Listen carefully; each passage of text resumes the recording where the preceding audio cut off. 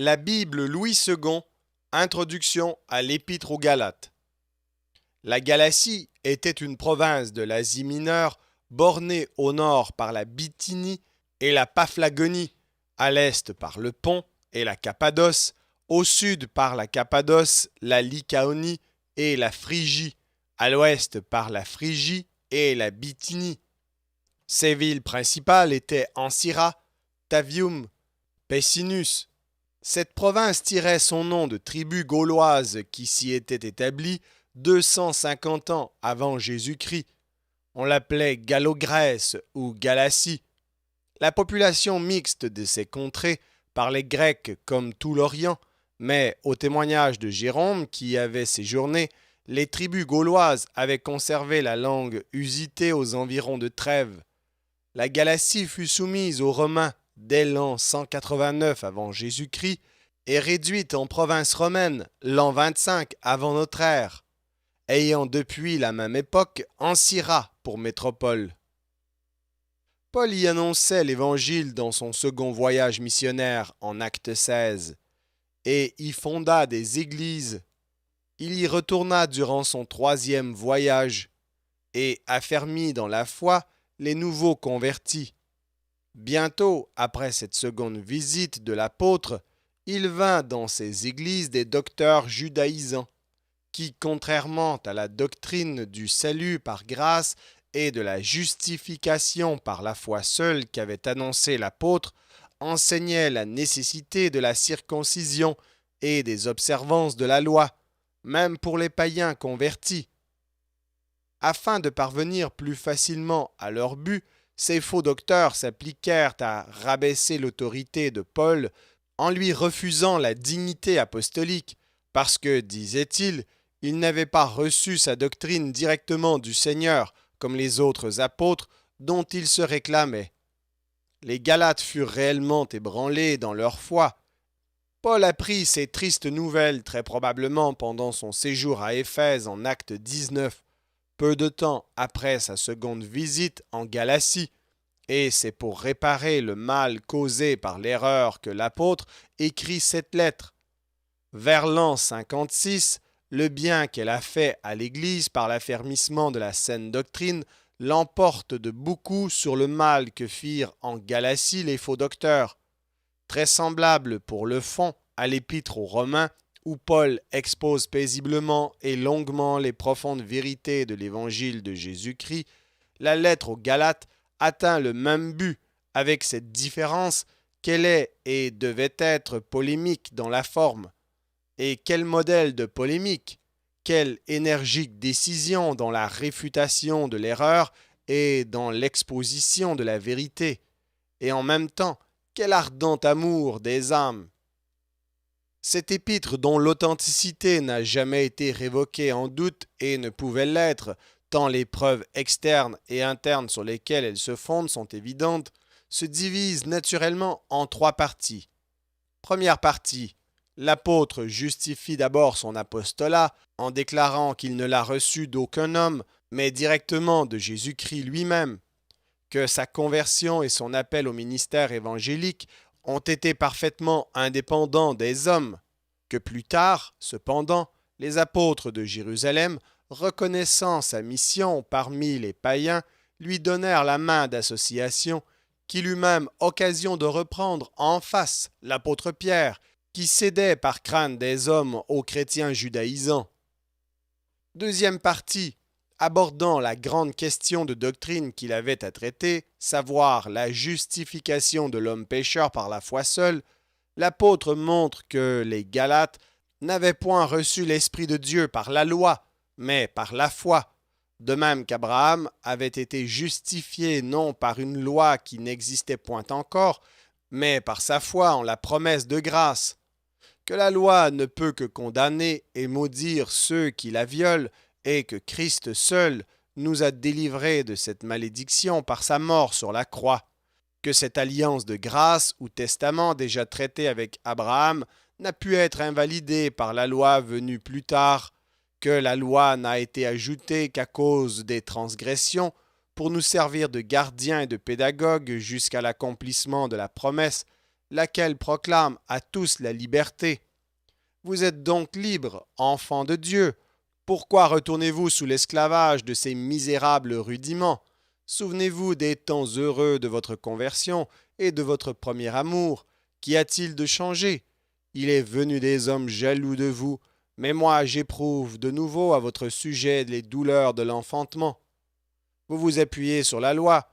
Voyez ce que la loi nous enseigne par des faits. Elle nous rapporte qu'à la naissance d'Isaac, fils de la promesse, Abraham reçut l'ordre de chasser l'esclave Agar et son fils né selon la chair. Ce récit s'applique allégoriquement à nous, car nous sommes les enfants de la femme libre, les fils de la promesse. Tenez-vous donc ferme dans cette liberté, car si vous voulez être sauvés par la loi en acceptant la circoncision, Christ ne vous sert plus de rien, et vous êtes déchus de la grâce, mais vous vous laissez troubler par des hommes qui emporteront la condamnation.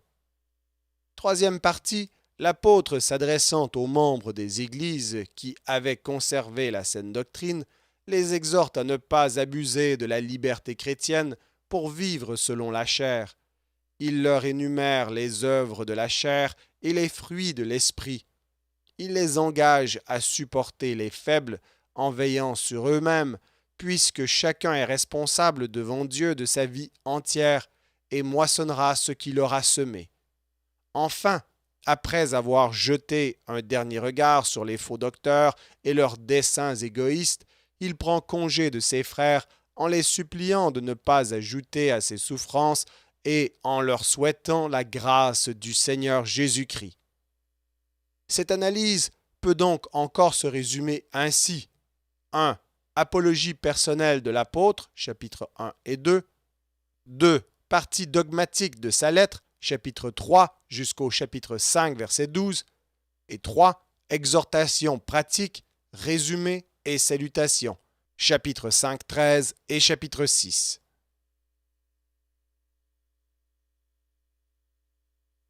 Épître de Paul aux Galates, chapitre 1. Paul, apôtre non de la part des hommes, ni par un homme, mais par Jésus-Christ et Dieu le Père, qui l'a ressuscité des morts, et tous les frères qui sont avec moi, aux églises de la Galatie, que la grâce et la paix vous soient données de la part de Dieu le Père et de notre Seigneur Jésus-Christ, qui s'est donné lui-même pour nos péchés, afin de nous arracher du présent siècle mauvais, selon la volonté de notre Dieu et Père, à qui soit la gloire au siècle des siècles. Amen. Je m'étonne que vous vous détourniez si promptement de celui qui vous a appelé par la grâce de Christ pour passer à un autre évangile. Non pas qu'il y ait un autre évangile, mais il y a des gens qui vous troublent et qui veulent renverser l'évangile de Christ. Mais quand nous-mêmes, quand un ange du ciel vous annoncerait un autre évangile que celui que nous vous avons prêché, qu'il soit anathème. Nous l'avons dit précédemment, et je le répète à cette heure, si quelqu'un vous annonce un autre évangile que celui que vous avez reçu, qu'il soit anathème. Et maintenant, est-ce la faveur des hommes que je désire ou celle de Dieu? Est-ce que je cherche à plaire aux hommes? Si je plaisais encore aux hommes, je ne serais pas serviteur de Christ. Je vous déclare, frères, que l'évangile qui a été annoncé par moi n'est pas de l'homme, car je ne l'ai ni reçu ni appris d'un homme, mais par une révélation de Jésus-Christ. Vous avez su, en effet, quelle était autrefois ma conduite dans le judaïsme, comment je persécutais à outrance et ravageais l'Église de Dieu, et comment j'étais plus avancé dans le judaïsme que beaucoup de ceux de mon âge et de ma nation, étant animés d'un zèle excessif pour les traditions de mes pères. Mais lorsqu'il plut à celui qui m'avait mis à part dès le sein de ma mère et qui m'a appelé par sa grâce de révéler en moi son Fils afin que je l'annonçasse parmi les païens, aussitôt je ne consultai ni la chair ni le sang, et je ne montai point à Jérusalem vers ceux qui furent apôtres avant moi, mais je partis pour l'Arabie, puis je revins encore à Damas. 3 ans plus tard, Je montai à Jérusalem pour faire la connaissance de Céphas, et je demeurai 15 jours chez lui. Mais je ne vis aucun autre des apôtres, si ce n'est Jacques, le frère du Seigneur. Dans ce que je vous écris, voici, devant Dieu, je ne mens point. J'allai ensuite dans les contrées de la Syrie et de la Cilicie. Or j'étais inconnu de visage aux églises de Judée qui sont en Christ. Seulement, elles avaient entendu dire, celui qui autrefois nous persécutait annonce maintenant la foi qu'il s'efforçait alors de détruire, et elles glorifiaient Dieu à mon sujet.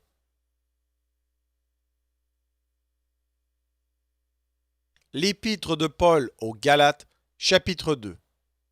14 ans après, je montai de nouveau à Jérusalem avec Barnabas, ayant aussi pris Tite avec moi, et ce fut d'après une révélation que j'y montai. Je leur exposai l'évangile que je prêche parmi les païens. Je l'exposai en particulier à ceux qui sont les plus considérés, afin de ne pas courir ou avoir couru en vain. Mais Tite, qui était avec moi, et qui était grec, ne fut pas même contraint de se faire circoncire, et cela à cause des faux frères qui s'étaient furtivement introduits et glissés parmi nous, pour épier la liberté que nous avons en Jésus-Christ, avec l'intention de nous asservir. Nous ne leur cédâmes pas un instant, et nous résistâmes à leurs exigences, afin que la vérité de l'Évangile fût maintenue parmi vous. Ceux qui sont les plus considérés, quels qu'ils aient été jadis, cela ne m'importe pas. Dieu ne fait point acception de personne. Ceux qui sont les plus considérés ne m'imposaient rien. Au contraire, voyant que l'Évangile m'avait été confié pour les incirconcis, comme à Pierre pour les circoncis, car celui qui a fait de Pierre l'apôtre des circoncis a aussi fait de moi l'apôtre des païens. Et ayant reconnu la grâce qui m'avait été accordée, Jacques, Céphas et Jean, qui sont regardés comme des colonnes, me donnèrent à moi et à Barnabas la main d'association, afin que nous allassions nous vers les païens et eux vers les circoncis. Ils nous recommandèrent seulement de nous souvenir des pauvres, ce que j'ai bien eu soin de faire. Mais lorsque Céphas vint à Antioche, je lui résistai en face, parce qu'il était répréhensible. En effet, avant l'arrivée de quelques personnes envoyées par Jacques, il mangeait avec les païens, et quand elles furent venues, il s'esquiva et se tint à l'écart par crainte des circoncis.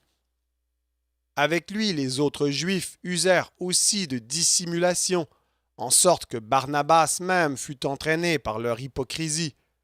Voyant qu'il ne marchait pas droit selon la vérité de l'Évangile, je dis à Céphas en présence de tous, « Si toi, qui es juif, tu vises à la manière des païens et non à la manière des juifs, pourquoi forces-tu les païens à judaïser ? Nous sommes juifs de naissance et non pécheurs d'entre les païens. Néanmoins, sachant que ce n'est pas par les œuvres de la loi que l'homme est justifié, mais par la foi en Jésus-Christ, nous aussi, nous avons cru en Jésus-Christ, afin d'être justifiés par la foi en Christ et non par les œuvres de la loi, parce que nulle chair ne sera justifiée par les œuvres de la loi. Mais tandis que nous cherchons à être justifiés par Christ, si nous étions aussi nous-mêmes trouvés pécheurs, Christ serait-il un ministre du péché? Loin de là, car si je rebâtis les choses que j'ai détruites, je me constitue moi-même un transgresseur, car c'est par la loi que je suis mort à la loi, afin de vivre pour Dieu. J'ai été crucifié avec Christ, et si je vis, ce n'est plus moi qui vis, c'est Christ qui vit en moi. Si je vis maintenant dans la chair, je vis dans la foi au Fils de Dieu, qui m'a aimé et qui s'est livré lui-même pour moi. Je ne rejette pas la grâce de Dieu, car si la justice s'obtient par la loi, Christ est donc mort en vain.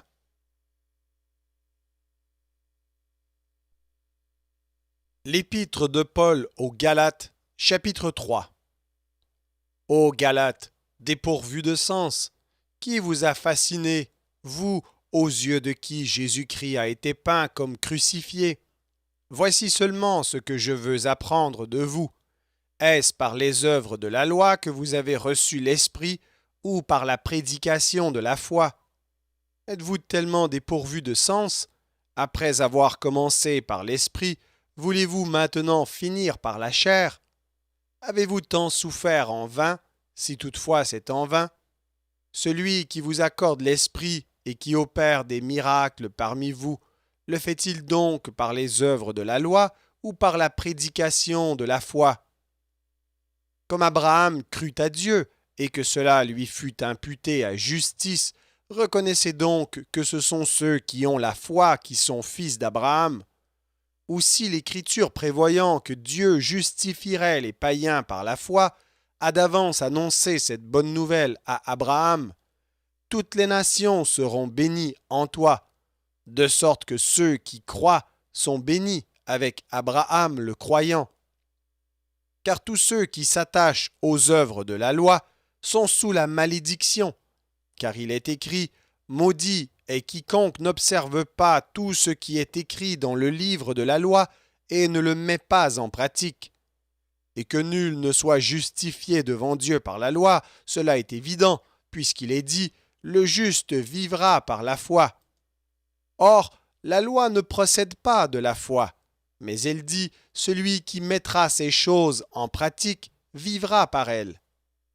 Christ nous a rachetés de la malédiction de la loi, étant devenu malédiction pour nous, car il est écrit « Maudit est quiconque est pendu au bois », afin que la bénédiction d'Abraham eût pour les païens son accomplissement en Jésus-Christ, et que nous reçussions par la foi l'Esprit qui avait été promis.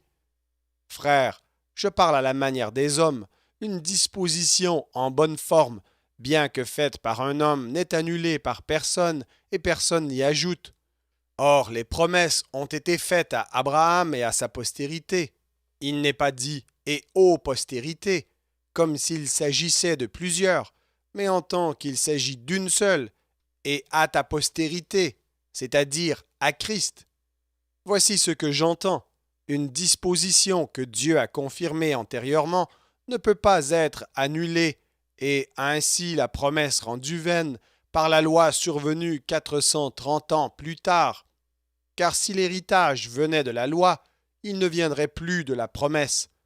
Or, c'est par la promesse que Dieu a fait à Abraham ce don de sa grâce. Pourquoi donc la loi?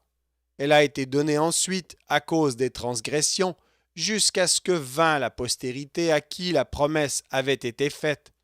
Elle a été promulguée par des anges au moyen d'un médiateur. Or, le médiateur n'est pas médiateur d'un seul, tandis que Dieu est un seul. La loi est-elle donc contre les promesses de Dieu? Loin de là. S'il eût été donné une loi qui pût procurer la vie, la justice viendrait réellement de la loi. Mais l'Écriture a tout renfermé sous le péché, afin que ce qui avait été promis fût donné par la foi en Jésus-Christ à ceux qui croient. Avant que la foi vînt, nous étions enfermés sous la garde de la loi, en vue de la foi qui devait être révélée. Ainsi, la loi a été comme un pédagogue pour nous conduire à Christ, afin que nous fussions justifiés par la foi. La foi étant venue, nous ne sommes plus sous ce pédagogue, car vous êtes tous fils de Dieu par la foi en Jésus-Christ. Vous tous qui avez été baptisés en Christ, vous avez revêtu Christ. Il n'y a plus ni juif ni grec, il n'y a plus ni esclave ni libre, il n'y a plus ni homme ni femme, car tous vous êtes un en Jésus-Christ. Et si vous êtes à Christ, vous êtes donc la postérité d'Abraham, héritier selon la promesse.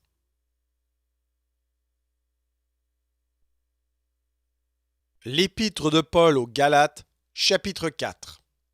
Aussi longtemps que l'héritier est enfant, je dis qu'il ne diffère en rien d'un esclave, quoiqu'il soit le maître de tout, mais il est sous des tuteurs et des administrateurs jusqu'au temps marqué par le Père. Nous aussi, de la même manière, lorsque nous étions enfants, nous étions sous l'esclavage des rudiments du monde.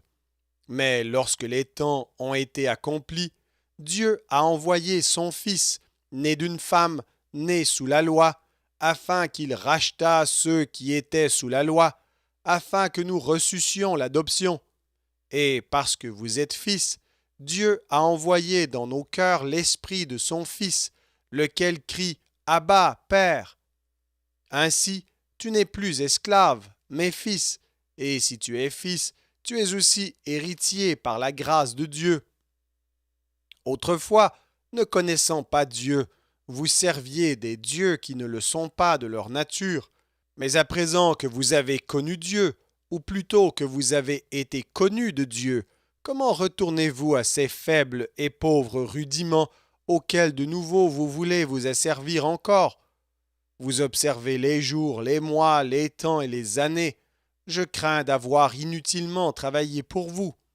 Soyez comme moi, car moi aussi je suis comme vous.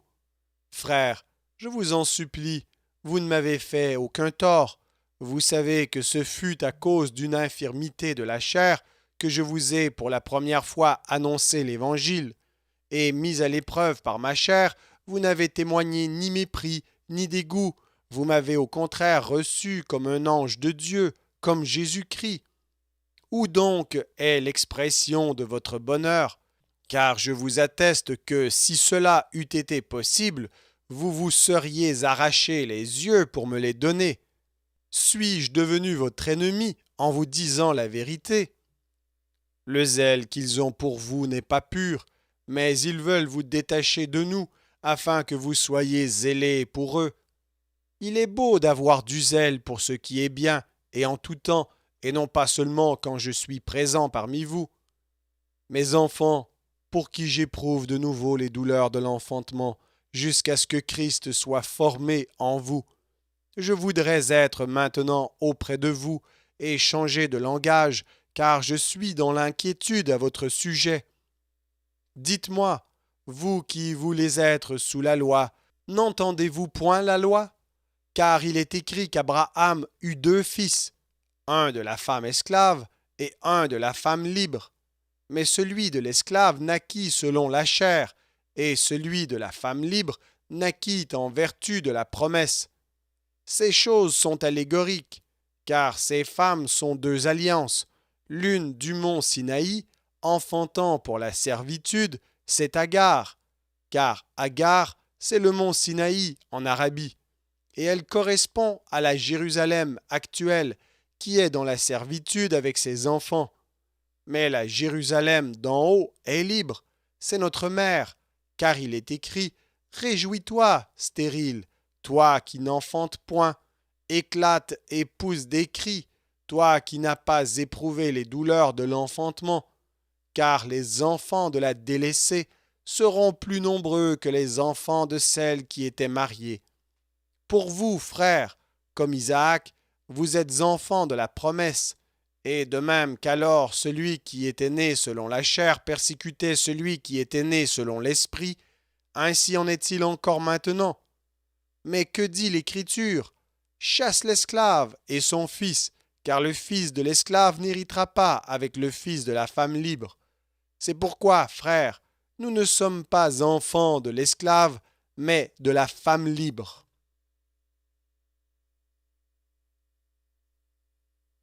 L'épître de Paul aux Galates, chapitre 5. C'est pour la liberté que Christ nous a affranchis. Demeurez donc fermes, et ne vous laissez pas mettre de nouveau sous le joug de la servitude. Voici, moi Paul, je vous dis que si vous vous faites circoncire, Christ ne vous servira de rien. Et je proteste encore une fois à tout homme qui se fait circoncire qu'il est tenu de pratiquer la loi tout entière. Vous êtes séparés de Christ, vous tous qui cherchez la justification dans la loi. Vous êtes déchus de la grâce. Pour nous, c'est de la foi que nous attendons par l'Esprit l'espérance de la justice. Car en Jésus-Christ, ni la circoncision, ni l'incirconcision n'a de valeur, mais la foi qui est agissante par la charité. Vous courriez bien, qui vous a arrêté pour vous empêcher d'obéir à la vérité. Cette influence ne vient pas de celui qui vous appelle. Un peu de levain fait lever toute la pâte. J'ai cette confiance en vous dans le Seigneur que vous ne penserez pas autrement. Mais celui qui vous trouble, quel qu'il soit, emportera la peine. Pour moi, frère, si je prêche encore la circoncision, pourquoi suis-je encore persécuté? Le scandale de la croix a donc disparu? Puisse-t-il être retranché, ceux qui mettent le trouble parmi vous? Frères, vous avez été appelés à la liberté. Seulement ne faites pas de cette liberté un prétexte de vivre selon la chair, mais rendez-vous par la charité serviteurs les uns des autres. Car toute la loi est accomplie dans une seule parole, dans celle-ci. Tu aimeras ton prochain comme toi-même.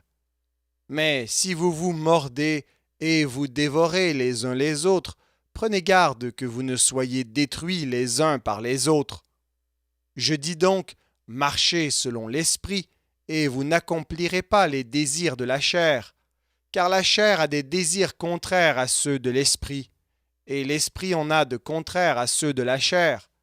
Ils sont opposés entre eux, afin que vous ne fassiez point ce que vous voudriez. Si vous êtes conduits par l'esprit, vous n'êtes point sous la loi. Or les œuvres de la chair sont manifestes.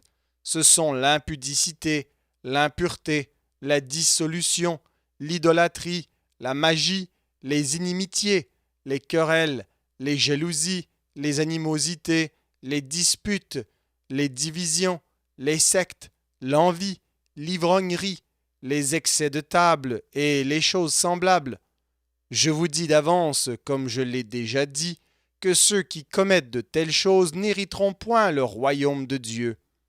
Mais le fruit de l'esprit, c'est l'amour, la joie, la paix, la patience, la bonté, la bénignité, la fidélité, la douceur, la tempérance. La loi n'est pas contre ces choses. Ceux qui sont à Jésus-Christ ont crucifié la chair avec ses passions et ses désirs. Si nous vivons par l'Esprit, marchons aussi selon l'Esprit. Ne cherchons pas une vaine gloire en nous provoquant les uns les autres, en nous portant envie les uns aux autres.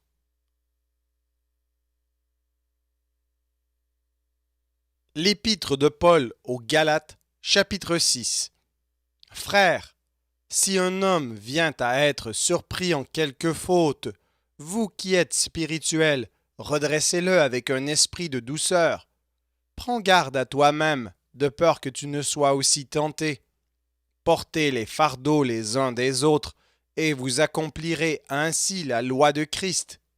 Si quelqu'un pense être quelque chose, quoiqu'il ne soit rien, il s'abuse lui-même.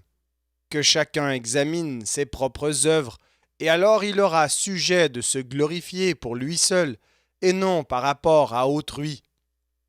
Car chacun portera son propre fardeau. Que celui à qui l'on enseigne la parole fasse part de tous ses biens à celui qui l'enseigne. Ne vous y trompez pas, on ne se moque pas de Dieu. Ce qu'un homme aura semé, il le moissonnera aussi. Celui qui sème pour sa chair moissonnera de la chair la corruption. Mais celui qui sème pour l'esprit moissonnera de l'esprit la vie éternelle. Ne nous lassons pas de faire le bien, car nous moissonnerons au temps convenable, si nous ne nous relâchons pas. Ainsi donc, pendant que nous en avons l'occasion, pratiquons le bien envers tous, et surtout envers les frères en la foi. Voyez avec quelles grandes lettres je vous ai écrit de ma propre main. Tous ceux qui veulent se rendre agréables selon la chair vous contraignent à vous faire circoncire, uniquement afin de n'être pas persécutés pour la croix de Christ. Car les circoncis eux-mêmes n'observent point la loi, mais ils veulent que vous soyez circoncis pour se glorifier dans votre chair. Pour ce qui me concerne, loin de moi la pensée de me glorifier d'autre chose que de la croix de notre Seigneur Jésus-Christ, par qui le monde est crucifié pour moi, comme je le suis pour le monde. Car ce n'est rien que d'être circoncis ou incirconcis. Ce qui est quelque chose, c'est d'être une nouvelle créature. Paix et miséricorde sur tous ceux qui suivront cette règle et sur l'Israël de Dieu. Que personne désormais ne me fasse de la peine, car je porte sur mon corps les marques de Jésus. Frères, que la grâce de notre Seigneur Jésus-Christ soit avec votre esprit. Amen. Merci d'avoir écouté cet enregistrement de la Bible. N'hésitez pas à le partager. Vous pouvez également télécharger la version MP3 sur le site Un héros dans le net. Vous avez le lien dans la description. En visitant notre chaîne, vous allez également trouver d'autres versions de la Bible en audio, ainsi que plusieurs ressources pour étudier la parole de Dieu. Toutes ces ressources sont mises à votre disposition gratuitement. N'hésitez pas de nous faire un don si le Seigneur vous le met à cœur en utilisant le lien qui est également dans la description. Merci encore et que Dieu vous bénisse.